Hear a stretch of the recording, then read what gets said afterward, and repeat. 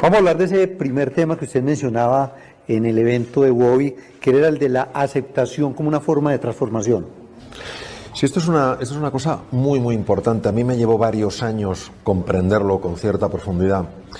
Y consiste en lo siguiente: cuando en la vida nos sucede algo que no nos gusta, que no nos apetece, que no lo hubiéramos elegido, pues yo qué sé, estar con una persona que no nos hace la vida fácil, o tener una dolencia que nos genera incomodidades, o tener a lo mejor dificultades con alguno de nuestros hijos, tendemos a rebelarnos, tendemos a resistirnos, tendemos a frustrarnos y a enfadarnos. Esto es un error. Lo que pasa es que nos cuesta muchísimo ver que es un error, porque parece tan lógico: no lo quiero, lo expulso.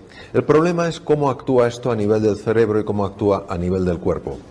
Cuando yo rechazo algo que ya es en mi vida, que está sucediendo, pues que he tenido un problema en el trabajo, un problema con un familiar, por tanto es parte de la realidad, yo la rechazo y genero esos sentimientos de enfado, de frustración, aumenta lo que se llama la presión interior. Y la presión interior reduce drásticamente el funcionamiento de áreas enteras del cerebro. Sí. Áreas que son esenciales precisamente para encontrar una nueva forma de comunicarme, un nuevo camino para progresar, áreas esenciales en el proceso creativo. Es decir, el propio organismo nos avisa, el propio cuerpo nos está avisando de que no aceptar la realidad que es, sino resistirnos porque no encaja en nuestro modelo, tiene repercusiones negativas en el cerebro y en la salud. ¿Y por qué en la salud? Porque, por ejemplo, cuando una persona le diagnostican una enfermedad maligna, yo he estado mucho tiempo tratando enfermos con patologías malignas, pues es muy lógico que una persona diga: ¿por qué me tiene que pasar a mí, que soy buena persona, que cuido la alimentación, que no fumo? Y aunque esto tiene todo el sentido desde el punto de vista de la mente, es muy poco conveniente desde el punto de vista de la lucha contra la enfermedad. ¿Por qué? Porque esta resistencia a lo que hay, esta frustración, este enfado, a veces con la propia vida, se asocia con una liberación en la sangre de una hormona llamada cortisol. El cortisol, que es muy importante y muy necesaria cuando sigue los ritmos biológicos, que son los que se llaman ritmos circadianos, cuando se libera de una forma tan disfuncional, se fija a receptores que hay en la membrana de una serie de células muy importantes para defendernos, por ejemplo, contra los tumores. Entre estas células están los llamados linfocitos CD4, los CD8 y los asesinos naturales o NK. ¿Qué quiere decir? Que si una persona que le han diagnosticado una enfermedad maligna cae en ese bucle de negatividad, porque a mí no lo quiero, en lugar de decir, tengo que asumir lo que hay y a partir de ahora, ¿qué es lo que puedo hacer? Si no hace eso, las posibilidades de su organismo de hacer frente a la enfermedad bajan. Entonces, por eso tenemos que tener en cuenta que no solamente hay cosas que funcionan y que son razonables, hay cosas que funcionan cuando no nos dejamos llevar por modelos mentales que nos dicen: esto no me gusta, me resisto a ello. A veces el abrazarlo es lo que te ayuda, porque lo que se resiste, persiste. O sea que ese tema nos encaja perfectamente con el de los 5 venenos que usted menciona. Claro, porque los venenos son fruto de una exploración psicológica muy profunda en Oriente, intentando ver qué es lo que ha pasado con nuestra mente para que muchas veces, en lugar de convertirse en un instrumento maravilloso para relacionarnos con el mundo físico, nos genere tantas perturbaciones intensas, tantas perturbaciones íntimas, tantas perturbaciones que generan un daño tan marcado.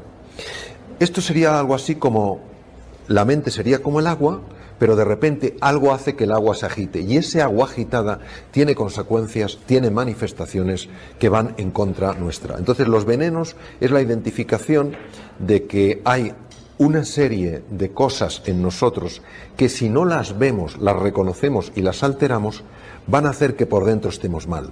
Por ejemplo, el orgullo, el creerse más que otra persona, porque tienes a lo mejor más estudios o porque has tenido más fortuna y te han podido educar de una manera... El creerte más que otra persona. También hay orgullo creyéndose menos que otra persona. Sí. Es curioso. O sea, somos todos personas que aspiramos a lo mismo, a ser más felices y a sufrir menos, ¿no? O, por ejemplo, los celos, la envidia, que hace que, por ejemplo, en empresas no se quiera una persona rodear de personas de valía para no quedar a lo mejor expuesto a una idea mejor que la suya, a un comentario más agudo. Imaginemos el daño que hace esto a la empresa, el daño que hace a esa persona que no se atreve a expresar su talento por miedo a las consecuencias, e imaginemos la tensión del que está experimentando ese veneno y que está constantemente en alerta, en alarma, no sea que venga alguien especialmente valioso. Todo el mundo sufre, todo el mundo paga por ese error. Y acaba de mencionar el término felicidad. Obviamente todos queremos ser felices. Y usted hablaba de la relación entre felicidad y éxito. Sí, vamos a ver. Nosotros llamamos éxito a aquello que de alguna manera colma los sentidos. Vemos una persona con un coche muy bueno y decimos una persona exitosa. Vemos una persona que ocupa un puesto muy importante en una empresa y decimos es muy exitosa. Una persona que vende muchos libros y decimos es muy exitosa.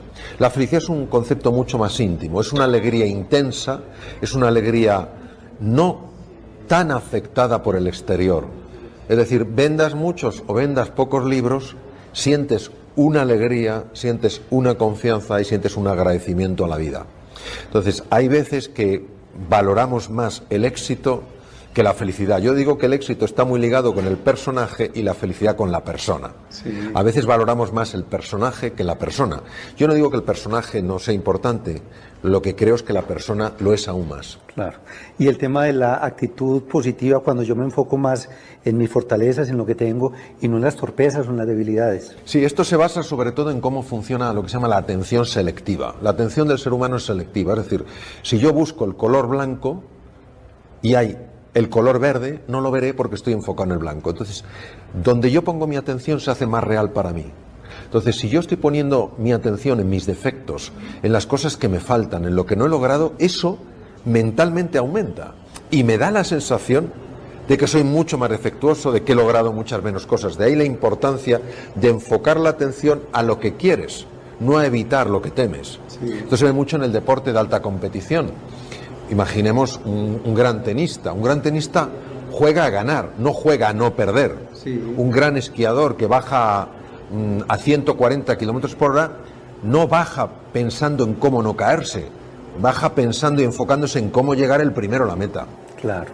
Hablemos acá muy brevemente sobre el tema de la innovación, porque ese programa pues lo ven cantidad de emprendedores en Iberoamérica y obviamente siempre se habla de la innovación, de la creatividad y hace parte de lo que usted explicaba hoy. Vamos, hay que diferenciar creatividad e innovación. Sí. Creatividad es un proceso mental. Es un proceso que tiene lugar en el interior del ser humano cuando emerge una nueva forma de ver las cosas y una nueva forma de hacer las cosas. Innovación es cuando eso empezamos a trasladarlo al mundo físico y empieza a tomar textura, empezamos a probar en el mundo físico nuevos procesos, nuevos proyectos. Es verdad que a veces se manejan ambos conceptos de manera distinta, pero a mí siempre me ha servido mucho esta aclaración, creatividad como proceso interno e innovación como un proceso más a largo plazo, más como manifestación en el mundo exterior de algo. Por ejemplo, hay personas que son muy creativas y seguro que en Colombia y en toda América Latina hay un montón de personas muy creativas. También las hay en mi país, España. Pero hay veces que o nos falta compromiso o nos falta persistencia, innovación.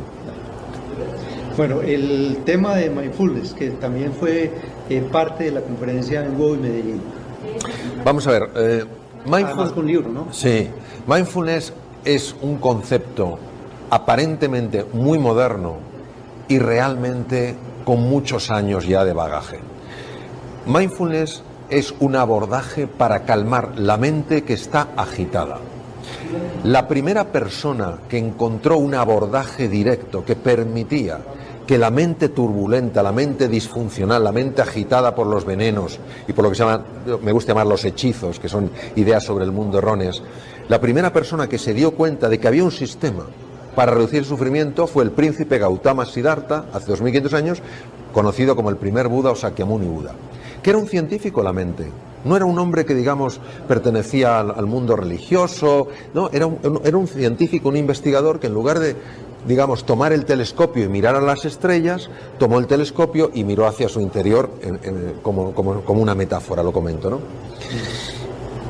Claro, uno de mis maestros, el profesor Herbert Benson, fue el primer científico a nivel de Occidente que empezó a interesarse por cómo este ejercicio de calmar la mente podía afectar a enfermos con cardiopatías, con alteraciones cardíacas. Él estaba muy preocupado con la hipertensión arterial, los problemas que puede dar de hemorragias cerebrales, infartos, y por una serie de razones intuyó que en el Oriente habían descubierto una forma de acceder a núcleos profundos del cerebro humano que teóricamente la medicina dice que son inaccesibles. Él viajó a Dharamsala, 7.000 pies de altura en el norte de la India, en el Himalaya, hizo registros de los monjes en meditación y dijo, madre mía, esto es importantísimo. Se lo llevó a los Estados Unidos y empezó a hacer investigaciones mucho más sofisticadas que las que podía a esa altura en el Himalaya.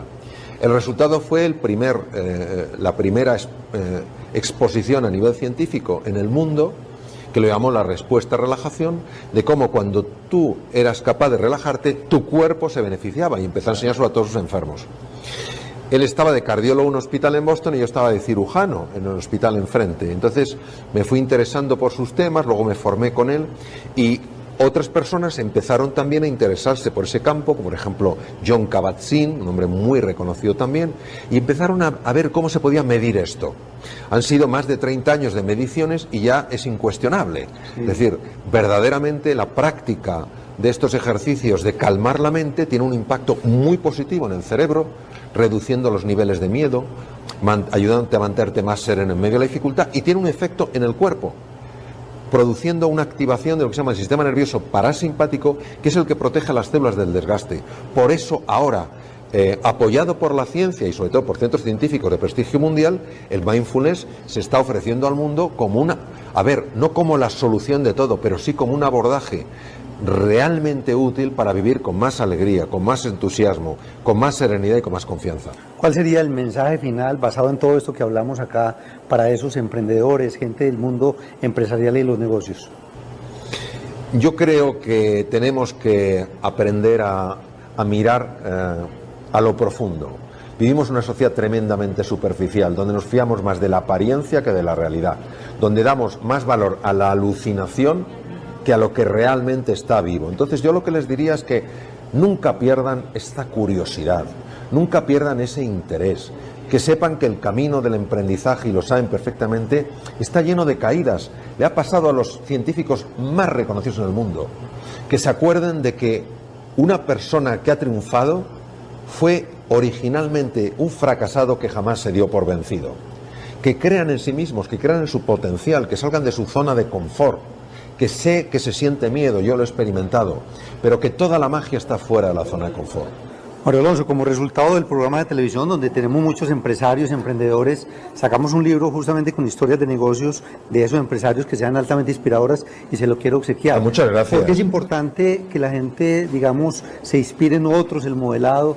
¿Considera usted que sea importante aprender de otras historias? Sí, para mí la transformación de un ser humano requiere tres cosas. Sí. Es como una banqueta, una silla con tres patas. Si te falta una pata te caes, tienes que tener las tres.